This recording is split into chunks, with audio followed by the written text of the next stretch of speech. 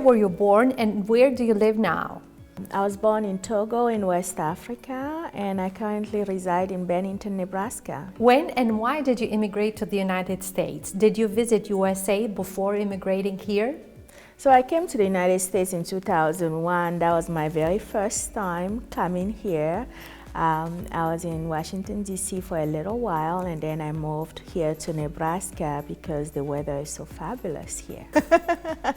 Not quite, not quite.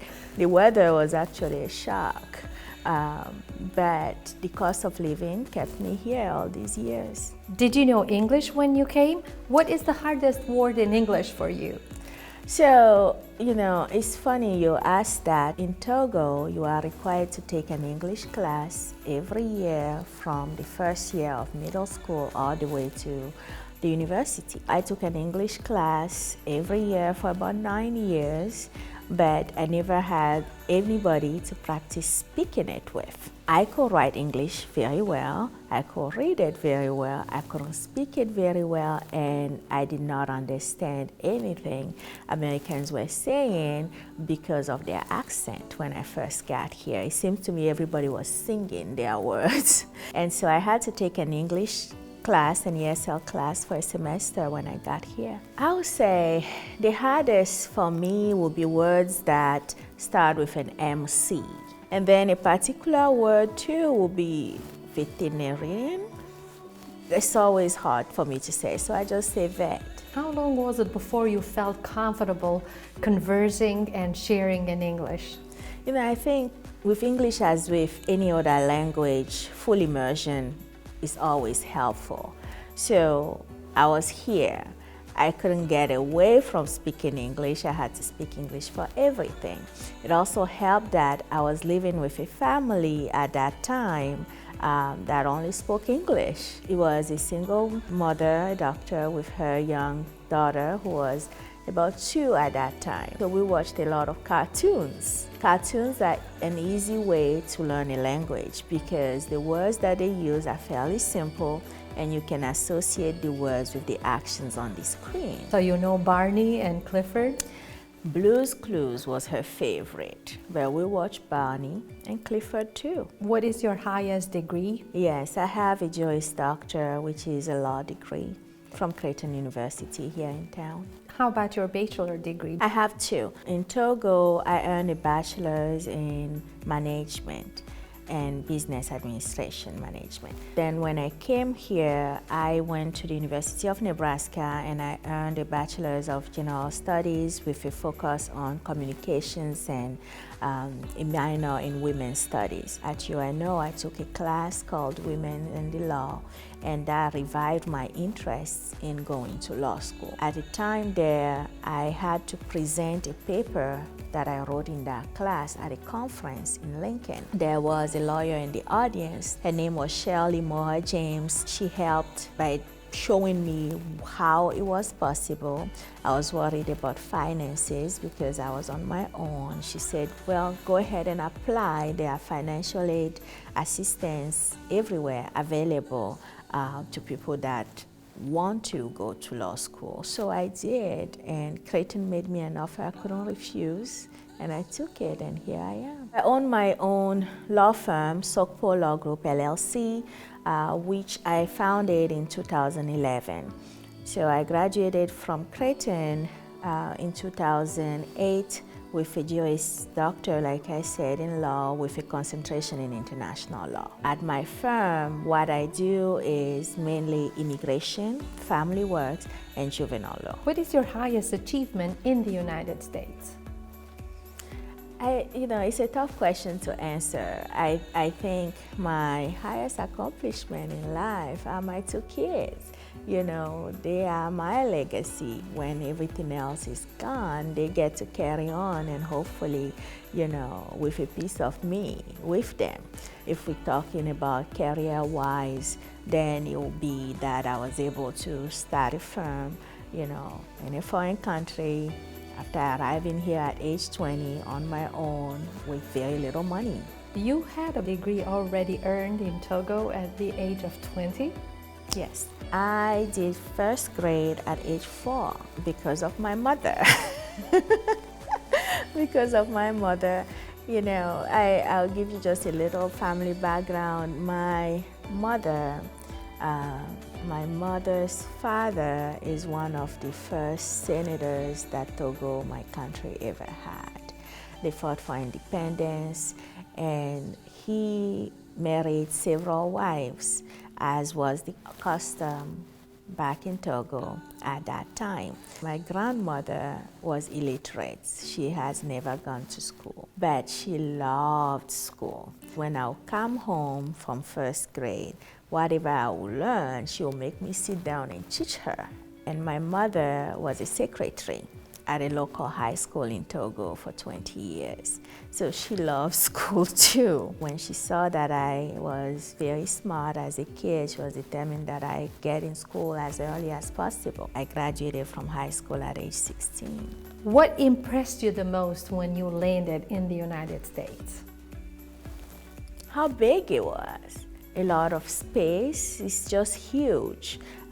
So I came, as I said, I spent a little time in Washington, D.C., and you know, lots of tall buildings, way more than I had ever seen before in my life. When I moved to Nebraska from Washington, D.C., what I noticed was how hilly it seemed to be.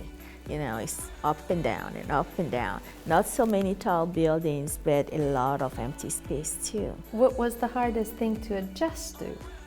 The weather. For 8 months, I'm just as happy as can be. I love the changes in the weather because that was different. Where I'm from, we only had 2 seasons, the rainy season and the dry season. So it was interesting to be able to see all 4 seasons and go through all of them. The very interesting part is going through all of them in 1 week. Was there any moment that you looked at yourself and said, why am I here? Did you have those moments of regrets ever? Of course, that first year there were moments that I would feel really low and depressed about being far away from everything I knew and the struggle of it, because starting in a new country, you are pretty much deaf because you are not understanding what people are saying. You are a mute because you can't speak the language that well. You know, you can see, but nothing looks familiar. And so I think one thing that helped me was watching all those hours of Blue's Clues. And the song in there always says, you know, you can be anything you want to be, you know. And I think that helped motivate me. What would you have done differently, and what would be your advice to a person that is planning to immigrate to the United States?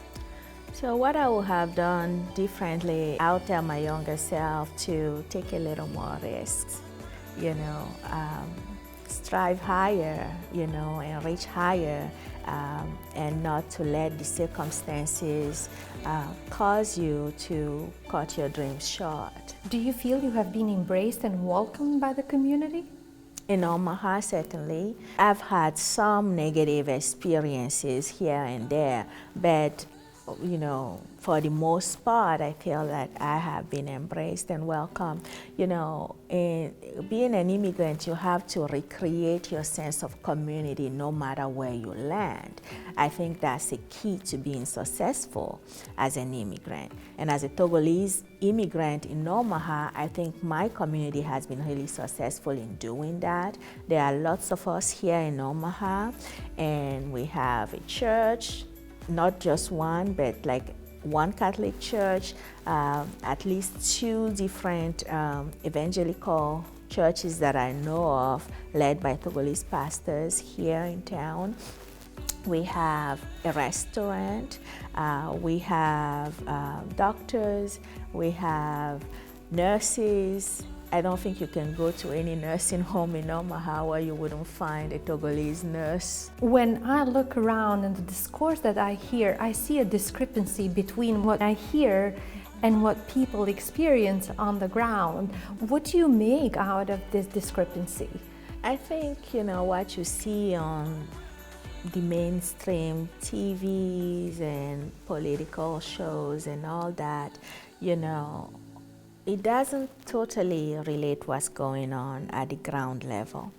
And so what people experience personally can be different from the global narrative that's out there. Is it true that there is racism? Yes. Is it true that there is xenophobia? Yes. You know, is it true that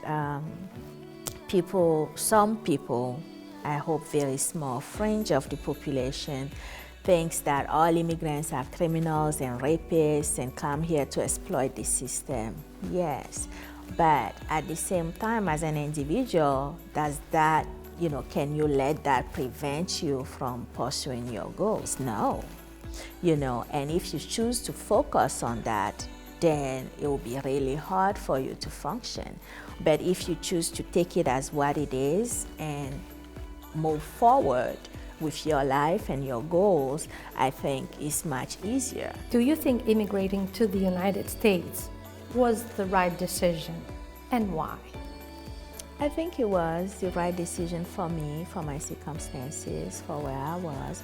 And if I hadn't immigrated here, if I hadn't moved to Omaha, I would never have met my husband, Dominic, and we would not have our two girls, Dominica and Siriana. Is your husband from Togo as well? He is, but we met right here in Omaha. So there are several different languages in Togo, a whole host of different dialects. And my husband and I are not from the same exact village, but we were both raised in the city, which is Lomé, the capital. So we both speak Mina, and we speak Mina to each other, sometimes to the girls, so they can pick up a word here and there, but they are not fluent, unfortunately. That's our biggest shame. You know, that we weren't able to teach them, but there's still time, we're working on it. My mother is also here in Nebraska now. My youngest spends some time with my mother 2 days a week. My mom watches her, and so my mom speaks to her in Mina. And we also speak French, but the girls do not.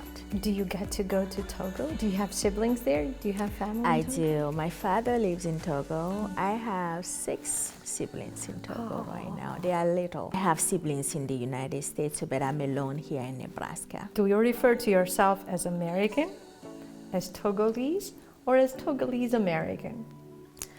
You know, when I'm talking to myself, you know, I'm an African. You know, I think I'm an African girl at heart, you know. But am I an American? Absolutely. Truly, I'm an African American.